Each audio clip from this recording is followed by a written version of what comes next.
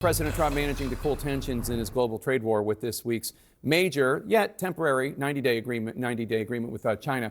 Worries about future economic instability, of course, are still plaguing Americans and American business leaders. Joining us now to discuss, the director of President Trump's National Economic Council at the White House, Kevin Hassett. Kevin, good to see you. Thanks so much. So we've been talking to small business owners all over the country, left, right, center, pro-Trump, not so much, et cetera, et cetera. My guest today said his toy company was hit with $100 million in tariffs. Many of our guests are struggling to adapt. Is the administration trying to come up with a plan to support small businesses who can't manufacture in the United States, who have tried, but it's just not there, the infrastructure is not there, so that these businesses don't go out of business and or costs are not passed on to consumers? Well, when I look at the real hard data, Jake, then one of the things I'm seeing is the core GDP was about 3%.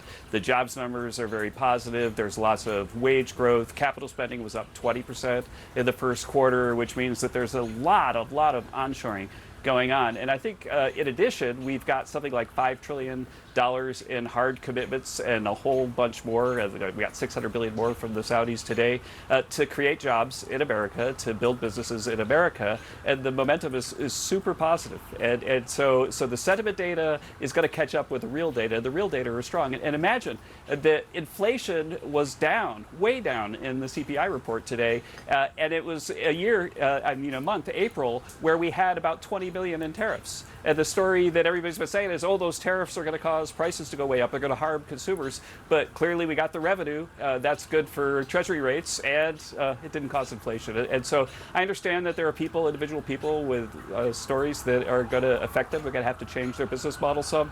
That's what happens when you onshore production in America and put America workers first. Sure. Okay. But we talked to a guy today. He owns an educational toy company in Illinois. He's tried to create incentives for there to be manufacturing in the United States. It fails. And he's facing so many tariffs that he doesn't know what he's going to do. 500 families depend on that business. We talked to another guy in Virginia the other day. They manufacture lithium batteries that are the ingredients, the core ingredients, only come from China. He would love to have the manufacturing ability. The big automakers have it, but he doesn't have it because he makes these small batteries, or he gets these small batteries for what he does, having to do with motorcycles and race cars. There are small businesses hurting who do not think that this pain is going to go away anytime soon. Is there any plan for relief for them? Well, there's an enormous plan right now, and it's in the reconciliation package, Jake. If you look at the fact that we've got expensing for equipment investment in the U.S., we've got expensing for factories that are built in the U.S. You know, it used to be you had to write them off over 39 years. Now you can expense them right away. And so there's never been a bigger stimulus effort to bring jobs and employment home. And I think that the folks that you talk to should look at the tax bill and study it, because there's so much in there for them. And so, yes, there is a plan. There is a plan. That's in addition to making great trade deals. And we've got, UK, we've got China, we've got 24, 25 that on tap for the next few weeks. And so we got all these deals coming out that are lowering the rates, giving people the certainty that they want. And we've also got the big, beautiful tax bill coming that's going to be incentive enough for people to onshore more production and more factories. And the fact that you could already see it, like in the State of the Union, you might recall President Trump said that the expensing was going to be retroactive to the 20th of January. And that's where the 20% boom in the first quarter came. And so the tax cuts are already working, even though they're not in effect yet, because President Trump said they'd be retroactive. Inflation slowing to its lowest rate in 4 years, even as Americans brace for prices to rise because of President Trump's dramatic global tariffs. Last month, prices went up just 0.2%, according to the Consumer Price Index, and the cost of a carton of eggs actually dropped last month. That is welcome news for the White House and for you. President Trump has been falsely claiming egg prices have been tumbling for months now, but now it's finally accurate. He finally gets to cash in on the reality. Prices did fall 12.7% last month. The trend is expected to continue next month as well. But of course, not all industries are the same, and not all industries are reacting the same way to President Trump's tariffs, which brings us to our series Business Leaders, where we talk with small business owners from coast to coast about how the tariffs have reshaped their operations and affected you, the consumer.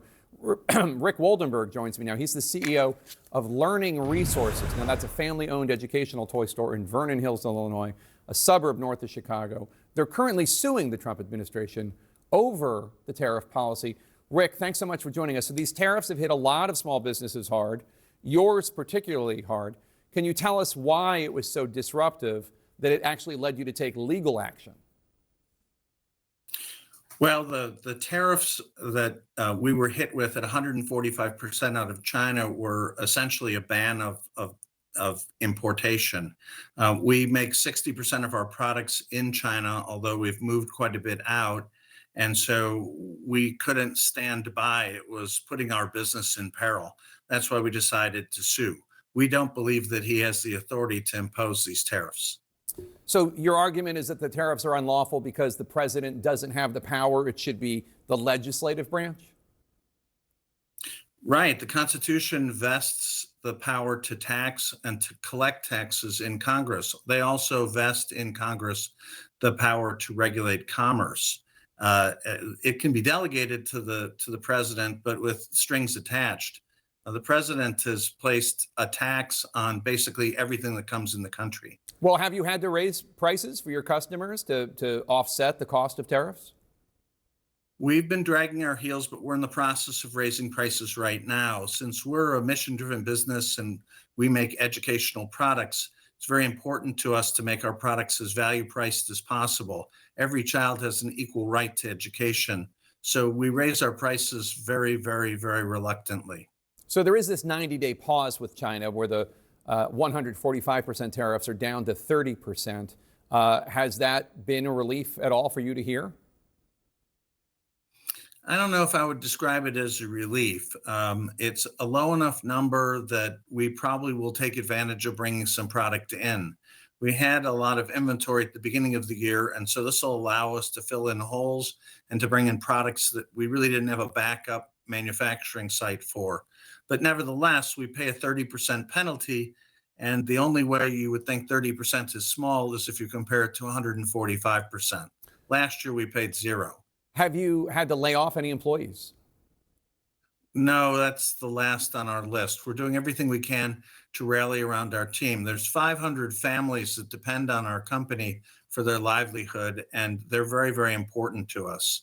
So we're doing everything we can to keep the team together. So President Trump, obviously, in addition to arguing that he wants trade deals to be more equal, he also says he wants to bring manufacturing back to the U.S.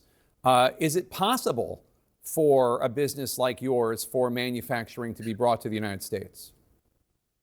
Well, based on 10 years of trying to work that out, my answer is no.